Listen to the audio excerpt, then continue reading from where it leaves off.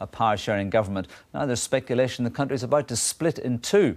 Their political system is based on the same model as the Good Friday Agreement, so in her second special report on mandatory coalition, Julia Paul's been to Brussels to see what's going wrong. Remembrance Day in Brussels. It looks like any other European ceremony, but in Belgium, this is a rare display of unity. The army is one of the few institutions here to include French-speaking Walloons and Dutch-speaking Flemish. Honouring the dead from both of these communities is one thing, but the more Belgium tries to give equal power to the living, the more the need for Belgium itself disappears. And critics of this political system say that's exactly what could happen in Northern Ireland. Using flags to mark out territory is something we know all about. But this is the national flag of Belgium. It's flying everywhere you look in Brussels. And it's a protest. A protest against the country splitting. Well, this certainly doesn't look or feel like a country on the verge of breakup. But make no mistake, there may be no painted curbstones here, but Belgium is a deeply divided society. And you only have to look at any street sign to see where those major divisions lie.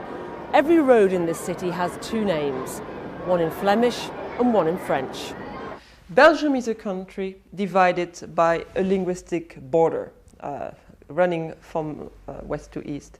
And this border has actually been there for several centuries. We have the Flemish on one side and the French speaker on the other. And every political deal is always negotiated between those two groups. And actually, federalism is only two entities, two components, is actually very weak, I believe, from its structure. Because you will always have the same fracture between the two groups. And actually, it's deepening the rift between the two rather than trying to help them bridge the gap. But isn't power sharing supposed to ease historical divisions? This statue represents Belgium, but she's dwarfed by the Walloon Parliament building. And nearby, here's the Flemish Parliament. The more power given to the two communities, the more irrelevant Belgium, the country, becomes. As in Northern Ireland, there have been endless negotiations in Belgium over the years about changing the arrangements for the government. And each of those negotiations has tended to lead to more and more things being transferred to the separate Walloon and Flemish communities, less and less being done by the shared government of Belgium. The reason that's happened is because all these negotiations have had parties that are representing the Walloon interest, parties that are representing the Flemish interest, but nobody representing the public Belgian interest and the common good. And that's exactly the same process we've gone through in Northern Ireland. At party headquarters, the Vlaams Belang, or Flemish Interest Party, is holding its weekly meeting. These politicians are clear about the answer to Belgium's stalemate. If a coalition government can't deal with the bread and butter issues, abolish it. We could keep Flemish money in Flemish hands. We could invest the money we're giving now to the Walloons by social security. For social security reasons, we would invest it in our own economy. And that Flanders would be much better off if we would be independent. What's happening now, crisis of more than 5 months without the government, is the best proof that our political system, federalism, isn't working. Do you not feel any kinship with your fellow Belgians in Wallonia? I have a lot of French-speaking Walloon friends. I have a lot of sympathy for Wallonia, but I don't have any sympathy for the political leaders in Wallonia. And I think that the Walloons should get rid of their political leaders. But that doesn't mean that I hate the Walloons, that I'm an anti-Walloon sort of racist. No, not at all. I think they are our best neighbors.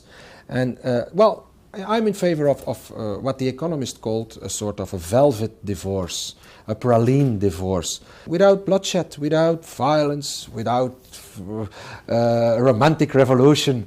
That's not necessary. I think we are a democratic country and we can solve our problems in a democratic way. That may sound reasonable, but without a referendum, it's hard to know how far these views are shared by Belgians, even the Flemish. No, our system works. It has worked until now. Now it shows its limits because we are with the north and the south, two communities which has some different interests. Do you think the country will break up? I don't know, and I hope no. I hope that that Belgium stay together. I don't think so. It's too hard to break a country and like this. Just over 100 years ago, this monument was built to celebrate 50 years of Belgian independence. This year, Belgium celebrates 175 years of independence. But could that milestone be its last? Do you think part of the problem is that there isn't a strong enough Belgian national identity? Being a Belgian doesn't mean anything. Maybe the moments of soccer games, but even there we always lose. So we're the absolute European center of mediocrity, and well, why not? There should be countries like that. So if the point of power sharing is to bring divided communities together, it clearly isn't working here, and that's a bad omen for us.